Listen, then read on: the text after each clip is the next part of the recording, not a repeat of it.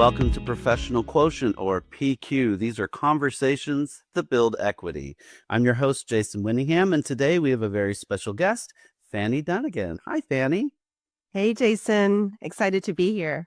Absolutely. We're excited to have you here. Would you like to tell us a little bit about yourself? I always tell people my life was kind of like in three parts. Uh, the part one being I was a civil engineer turned consultant and got into technology and consulting when I was in Singapore. And that was a wonderful part of my life and picked up a lot of training, communications, change management kind of skills, as well as consulting skills. So I kind of see that as kind of chapter one. And then chapter two was consulting was 100% travel. And so I did that for a decade basically, and it was wonderful. But then when it came time for to have babies and the biological clock started ticking, then I decided to take some time off and be a stay-at-home mom, and really enjoyed that period of life as well, as challenging as it was and very rewarding. And then kind of chapter three is where I am now, where I ended up setting up my own business. I own a company called Pathlinks, and we do LinkedIn branding, video marketing, as well as podcasting services for tech consulting firms. And been doing this for 10 years now as a business. And it's really been the most rewarding part of life so far. So That's awesome. Thank you so much for sharing that and for being a willing guest to come on to Professional Question. As I mentioned to you last week when I was inviting you to join, the purpose of this podcast is really to help those that don't have a guidebook or a parent or a friend already in the professional landscape. And so this can help people find their way and navigate through it. And as Mhm. part of Professional Quotient, I like to think of this as the ability for us to use or utilize the portfolio, our personal portfolio, professional equity, which is Mm. our skills, our education, our network of people, and our experiences. And Yeah. so the focus of the conversation is really about your professional equity. What would you say is the most powerful thing you have within your own personal portfolio of this equity? Yeah. Well, first of all, Jason, I love the premise of your show because I think it's something that it's kind of subconscious, but we don't always talk about or know about. And then, but as soon as you said it when we were sharing, I was like, oh, that makes total sense because I grew up in an immigrant household. And so my mom ended up, being an accounting clerk, and my dad was packing boxes in a warehouse because their education didn't count when we immigrated to Canada. I didn't know of any kind of special skills that I needed to have in the workplace. But looking back, and even now in today's life as an entrepreneur, I'd say networking is probably the number one skill that I've been able to pick up over the course of my career. I didn't even know that word really until I became an entrepreneur. Even when I was in consulting, I I would build relationships, but that was more just kind of organically and just based off of proximity, whoever I was working beside or in a team with. But it was never intentional until I became an entrepreneur and I realized, oh, I have to be building relationships in order to sell, in order to do business development. And now it's kind of morphed from a thing that I used to dread and, be so nervous to walk into a networking event to now I just love it and I just thrive on it. That's awesome. And it's awesome to know that you can go from being almost nervous or have the nerves to get into it and then to move beyond that. Were there some things that you did, some tips or tricks to boost your confidence when you were going into those networking events, or tell us what your strategy was? Sure. Well, when it comes to networking, I think it can be boiled down to three things that worked for me at least. Number one is I think walking in with no expectations. I used to walk in thinking, oh, I need to meet somebody and maybe get a sale. Like I had all these expectations at the beginning and it was just ineffective. And then I didn't come off authentic either. But nowadays I walk in and I just bring curiosity with me. And I walk in just with no expectations other than to just be open to meeting somebody new and learning something new. And that's it. And from there, everything just becomes a sense of wonder and curiosity. And so that's really helped. I would say that's number one, no expectations, walk in with curiosity. Secondly, I'd say is asking questions. I find that for me, it's easier for me to ask people questions and learn about them, what they do, what they're working on, what they're passionate about. I love travel. So sometimes I just ask, when's your next vacation? And it's a nice, easy door opener. So asking questions, I find, has been a great networking tip for me. And then thirdly, I think just having an open mind and be there with a sense of I'm here to learn, and every interaction helps me grow, and just being that kind of seeker of knowledge and growth. So those three things have really helped in networking for me. That's awesome. And I love the having the questions like, where are you traveling to, or anything you're looking for? Because that's enough of an open-ended one that pretty Yeah, much anyone can right. engage with. And so that's I love that. Very practical advice. Thank you. Yeah, Are there absolutely. other things within your professional equity portfolio, your skill set, your education, your experience that you Mm, found that it was challenging to acquire, but you overcame an obstacle or mm, circumnavigated it? yeah. I'd say sales, uh, especially as an entrepreneur. I mean, I didn't have to sell as much when I was in corporate or in consulting, but looking back, we're all in sales. We're all here to, I think, provide value. I really had to change my mindset about sales from like it's a transaction, and I hired I had a sales coach actually that was gave me great advice and really taught me to kind of boost my confidence. But it was all around mindset, that it's not a transaction, but rather it's a relationship that you create with somebody, and to ask questions to find what the challenges and pain points and problems they have. And then from there, deciding whether what I have to offer can solve those things or not. And if not, then it's not a fit. But if it is, then we continue the conversation. So I've realized over time that sales is a conversation, and just kind of digging into how we can offer value and help and solve problems. And then secondly, I think is learning that what I have, the skills and experience, is of value to somebody. I think for a long time I doubted that, and then what do I charge for that? And all these kind of, self-doubt around that. And maybe it only comes with age, but I've over time I've realized, oh, what we do here really is of value to people. And and I realized that from feedback from clients and audience members, the community, and and trusting that what we have is of value, and then charging appropriately for it. And then finally, not apologizing for what we charge and justifying. That one was a tough one. That one was a tough one because sometimes I find that, presenting a price or presenting a certain value to something, it's all relative, right? But I think as long as we work on creating that value for the client or the prospect, that was one of the biggest skills I had to learn.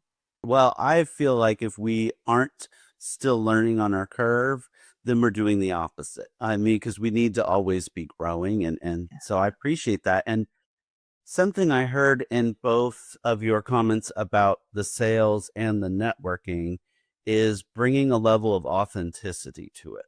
This is something I too, you mentioned having to get your brain around networking, and networking is a word that in my mind was a bad word when I was much younger. I looked at it as if you only networked to get something out of someone, like, oh, I know this person that can give me a discount on these tickets, and it felt very transactional and very almost like we're using people. And so I instinctively didn't like it. But it was something that over time I got to learn it really just means building community of people around you. And if there happens to be mutual benefit, so much the better. But there's a lot of moments when maybe there's not a discount I can get out of somebody, but there's a wealth of knowledge within each individual that we can be learning from there and sharing so that we can pour into and be poured into. I love what you said Yes. because both of those sales and networking resonate with that authenticity. Yeah. So true, Jason. And I think we were talking about connectedness, right? And Clifton's Mhm. strengths when we first met. And sometimes I'll meet people and I have no idea whether I can help them or they can help me, or whether we just connected over a common interest of, travel, let's say, or food or whatever, right? And I like to think of it as everybody that I meet is just like little deposits into the brain, and I just kind of keep it there, right? And it may be days, weeks, months, years before something pops up, and then suddenly my brain fires off and like connects the dots between two people or a product and services. And I find that that's the magical, like if I think of it almost like a magical serendipity thing where I meet you and we have certain things in common, and I like your vibe, and then we're collaborating on this podcast, but then it just tucks into the brain, and then like one day, right, there might be somebody that I meet down the line that I'd like to introduce Jason to, or vice versa, because then I know that they have that commonality. And so I just kind of leave it up to the universe and trust. I think that was a big thing, is learning to trust that everything happens for a reason. And even if I don't see the immediate thing out of it, trusting that somewhere down the line there was a reason I met that person. Absolutely. In fact, just this weekend, I had a moment like that when I went to this food festival, and it's kind of awkward to get seated at a table with complete strangers. But I did, and I made a really good friendship connection with them, or at least it felt that way. And then as I left, I thought, "Oh, I didn't connect with them on LinkedIn. I may never meet them again." And then that little quiet voice in my head said, "Who knows? You may be working with them a year from now." It's always important to form good, authentic relationships with people whether or not you intend to like pursue a deep friendship with them or just have something that where we come into each other's lives for seasons and reasons and then we leave. So that's awesome. And that was also another lesson I think I learned, is not everybody is here for our lifetime. And like you said, they might just be here for a season. And friendships, work colleagues, connections, we just never know. And then being okay when seasons are over also. Absolutely. So can I switch over to your entrepreneurial world? What Sure. what does your day to day look like when you're Yeah. running your own thing? Yes, yes. Well, I kind of look at it from a week perspective, actually.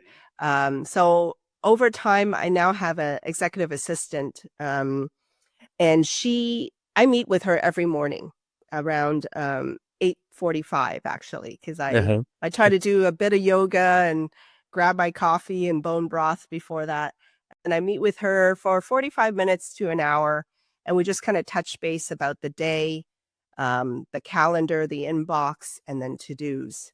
And then from there, I typically have either meetings with clients. I try to keep my mornings for kind of deep work.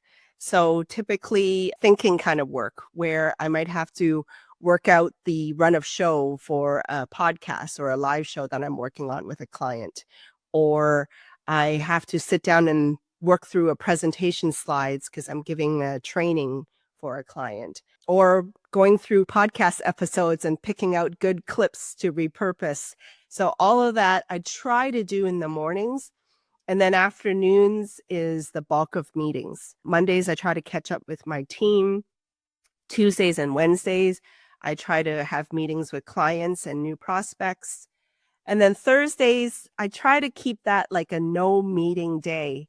And so I have one day of the week where I just do deep thinking or learning or just deep dive into something that requires a lot of brain power and like flow. So I try to keep Thursdays no meetings. And then Fridays is usually a day for workshops or kind of longer length kind of podcast episodes or 2-3 hour client coaching sessions or workshops and things like that. And so that's kind of a general week. I don't like to do this, but sometimes at night I'm still catching up or doing invoicing and all that, and wrapping up emails. So that's kind of probably a typical day/week for me. Awesome. Thank you for sharing that. And I would imagine becoming an entrepreneurial takes time to really develop it to where you are that busy. So, can you talk about that journey into it and what you learned along the way? Oh my goodness. So many things I learned, so many mistakes I made. I think probably one thing is over time being like intentional about your time. I find that at the beginning I was just like everywhere and anywhere, and I would just whenever somebody wanted to meet with me, I would cater to their schedule, and so then my calendar was just haphazard, and I always had to switch between thinking and a meeting and like being in deep flow and then like having this checking emails. Like I was just everywhere. And it's still a work in progress, but I think even at the beginning of the entrepreneur journey, you should have designated meeting days and designated thinking days or creating days. And I find that that really helps. And then I took a training where you do it like an energy audit. There's something where you can Google your sleep type, and based on that, I was able to learn that I had more energy, and I validated it in real life. I had more energy in the mornings, so that's where I should do creative deep work. And then in the afternoons when it's a little sluggish, that's when you can like interact with people, have meetings, and I get energy from talking to people. So then like if I talk to people in the afternoon, then it energizes me and balances out the afternoon dip. So I find that really helps. Like just set certain days. Like this is going to be my thinking day or your thinking day, and pick a day of the week and then just stick with it. I like That that really being helps. intentional about your time. That's really Yeah, important. I like so much. Yeah, because time is the most precious thing, I think, to anybody, and especially entrepreneurs. Yeah, I've often said that about mentors. If somebody's willing to mentor you, you should be so conscientious about that time because that's their most precious commodity. And anybody that's willing to donate their time to you, like, just be so thankful. yeah. Mhm. Oh, if I can build on that, because I just heard a Yes. great piece of advice recently about Yeah. mentors. And it was around the fact that because mentors' times are so precious, right? Mhm. And let's say they give us a piece of advice, then it is our duty as the mentees to implement the advice and then only go back to the mentor after we've implemented the advice. And I was like, I love that. I was like, that's so true, right? Because here they are giving us their time, and usually they're, top people in their fields. We shouldn't go back and waste their time if we haven't even taken and implemented their advice yet. That is a great tip. And speaking of mentors, has getting into your own work, you're doing your own thing. Were there any people along the way that you'd like to spotlight and say thank you for their contributions into helping you navigate that? Yeah. Yeah. I mean, I guess I don't have like a designated mentor, but I've always tried to invest in coaching. I really believe in hiring coaches. And so recently, the last few years for entrepreneurship, I would love to highlight three people that have like been great coaches. A few years ago, I took Chris Doe's business boot camp, And so that really helped me niche down and create like an offering that was specific to me. Last year, I took Dan Martell's Business Accelerator program and or Elite Coaching Program. That's what it's called. And that really helped me with my mindset. And then this year, I'm taking Daniel Priestley's Business Accelerator program, and I'm still in it and working through all my homework. If I'm going to ask somebody to pay for my services, I should be willing to pay for coaching services and other people's services. At the beginning of my journey, everything was, I was giving things away for free and other people were taking things for free. And I think that's fine at the beginning, but now I really value everybody's time. And I'm like, if I'm going to work with that person, I should be paying and vice versa. It seems like that was kind of a foundational shift from going from free work to paid work. And you mentioned earlier almost and maybe I'm putting words in your mouth and I don't mean that, but almost a hesitation for finding the right pricing, the right, and mentioning that. What was it that helped you get confident with that or find your kind of pricing? Like, do you search the market and see what other people are doing, or is it just based off of feedback you got? I'm just curious. It was a little bit of everything. At the beginning, I was just pricing based on whatever I thought somebody would pay. And it would be so low. And over time, it just didn't make sense, right? Because I wasn't breaking even. I was at a loss, honest. And then I think over time, as I got more confident, I charged more. And as long as someone said yes, then I knew that at that new level, I can be there, right? At that value. And then the busier I got, the higher I raised the prices, right? I think I read somewhere or a coach said something, you should be getting at least 50% no's. And that's when you know you're kind of at the right price point, barring any kind of things around value and all that, so that you know that you're at a threshold where there are people that are willing to pay, and those that are not willing, sometimes they're actually not an ideal client. Because I have found that those that are not as willing to pay, they end up needing even more attention than originally I thought. Yeah. Whereas the best clients are the ones that there's trust built. And so they value the time and the services that you provide. And at the same time, you're going over and above to serve them because there's this trust. Well, I imagine it is because we don't live in a world where there's just some prices listed as this is what you should charge. It's very much the value is what someone's willing to pay. And that makes sense that the more people that are reaching out to you, the more you have to be choosing where to spend your time and focus. And it's supply and demand at that point with pricing. So that totally makes sense to me. I was curious because like I said, there isn't some like worksheet online where you can just find out how much you should charge. And so, So I do check out a lot of services, right? So I'll look at people that might be doing similar things as me, and I'll go down their funnels and their rabbit holes to find out their pricing. Even if they're not in my industry, like similar services, like coaching services or consulting services. And granted, I've been in consulting for over a decade in my corporate days. So, I know standard charge rates and things like that. I do want to call out and mention anything to do with pricing. Watch Chris Doe's YouTube videos. He is a master at pricing for value and helping with mindset. So he was the guy that I took the business boot camp with initially. So Chris Doe, amazing guy. I had him on my previous podcast as well. And he explains it the best when it comes to pricing for value. oh, that's awesome. And since you hit on your podcast, would you like to tell our viewers here about your podcast? Oh, thank you, Jason. Thank you for asking that. Yeah, Mm. it's called Tech Legacies.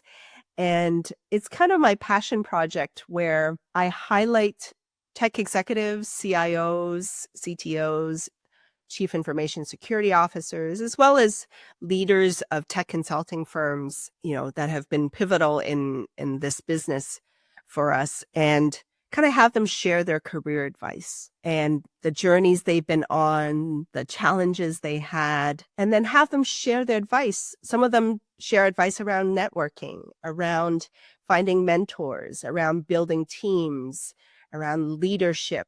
And then they also, dive into technology trends, right? In aerospace, in gaming. So it's all around tech, but it's highlighting these executives and having them share their career advice. And the reason I did it is because I find that sometimes the technologists are usually the quietest ones in the room because they're, deep into the tech and the programming or the coding. And I honestly believe that they're the ones keeping the lights on for a lot of companies. And I want to give them that platform and that opportunity to share their story. Absolutely. That's awesome. Did you already have a passion for tech when you ventured into this, or is that something that you developed? Well, it developed when I was in consulting. Okay. I mean, being an engineer, I always geeked out and nerded out over things.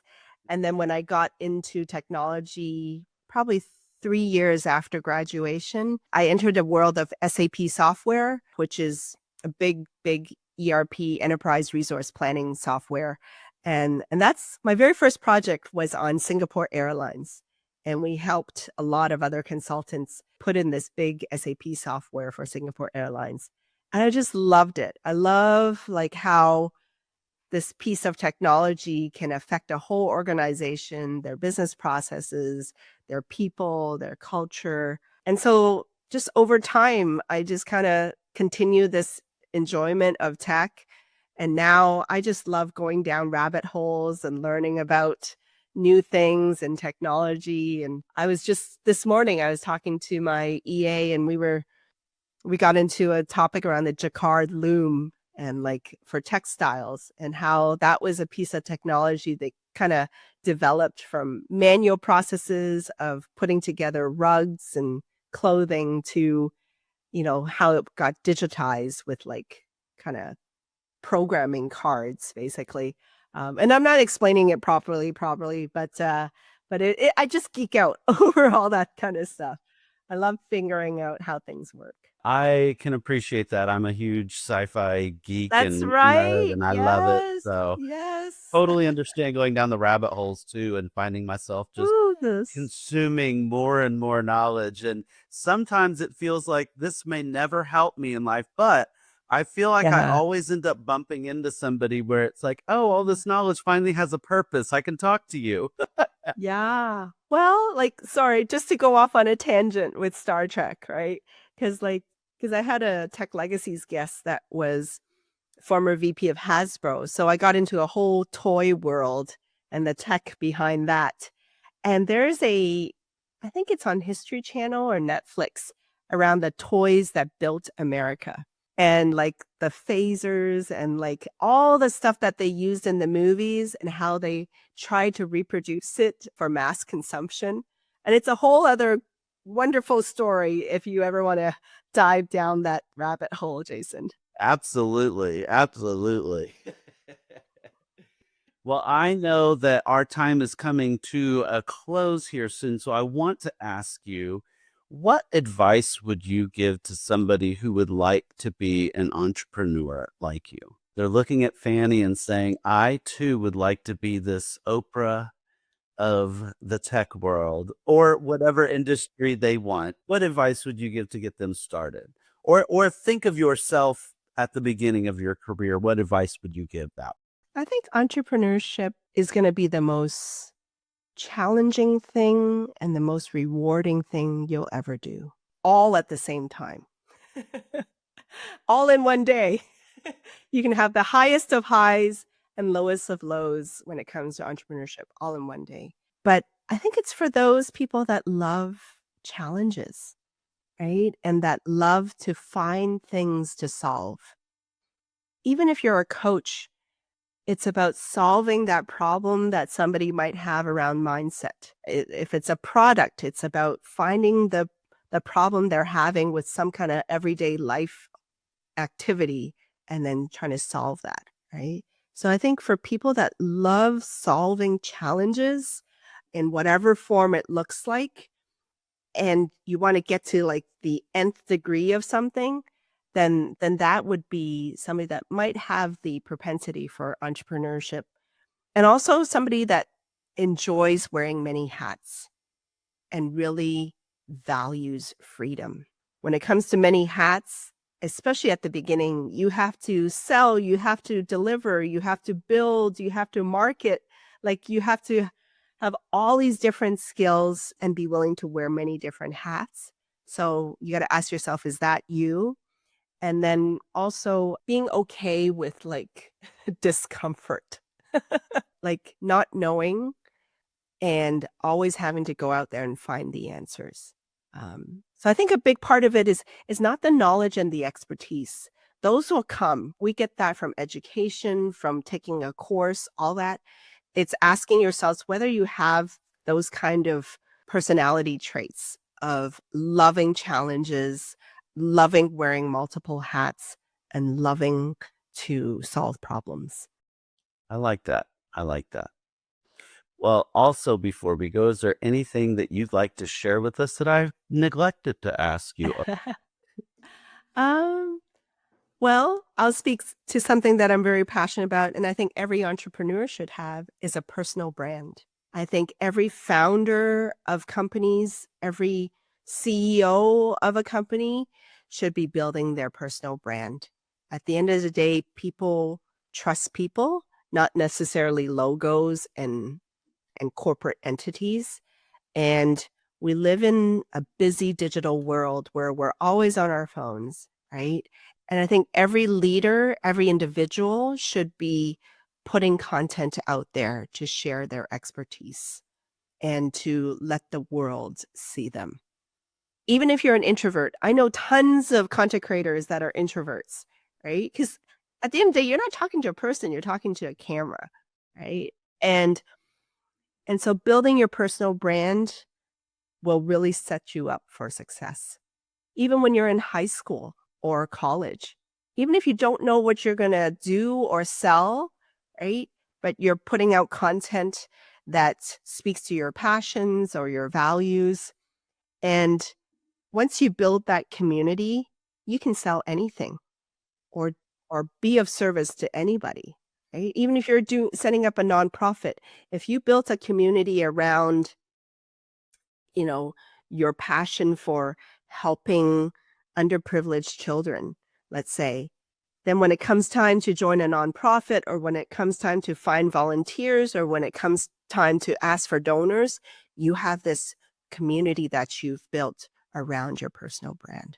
So I would say that's a big piece of advice that I think is for anybody, whether you're in corporate or entrepreneur, is to build your personal brand. Absolutely. And if somebody that doesn't, they're listening to this and they say, I don't know what that means. What does branding Mm, mean? yeah. What would It's you kind of say like to your online reputation. Okay, you're online. Like, So it's what not do your logo, people but it know? could be part No. of your logo could be part of Yes, your branding, but very true. Yes. I wouldn't even worry about logos and company things right now, right? For people, personal brand is about like speaking to your expertise, your values, your interests, and your strengths. Right? So your expertise is what you know, right? The things that your professional quotient, right? To use your words, right? Speaking on that, making content around that, whether it's a blog or article or videos or white papers or whatever is natural for that person, is speak to your expertise or professional quotient. And then values is around who you are, right? What do you stand for? Do you stand for creativity, leadership, or innovation? All that, right? And then strengths, I always tell people to go get their Clifton Strengths Finder assessment. And that's a great way to kind of double down on what you're naturally gifted at. And then fourth, your interests. This is where you can talk about being a Trekkie and talk about being a foodie or avid traveler. And so when you talk about those four things, expertise, values, interests, and strengths, then that encompasses who you are. And then that's how you create value for others. Thank you so much for your time today, Fanny. This has been very valuable. In what ways could our audience connect with you online? Oh, yeah. Well, I live and breathe on LinkedIn. That's kind of my jam. So I encourage anyone to just reach out to me, look me up, Fanny Dunagan. I'm the only Fanny Dunagan on LinkedIn, and send me a connection request and tell them they heard about me from your podcast, The Professional Quotient. Thank you so much, Fanny, for your time here today. And for our guests that are listening, if you've liked this episode, please like and subscribe and leave a review. And remember that just like our IQ and our EQ, we have a PQ. But unlike our IQ or EQ, we can easily raise our PQ every single day. Just keep learning, building, and connecting. Until next time.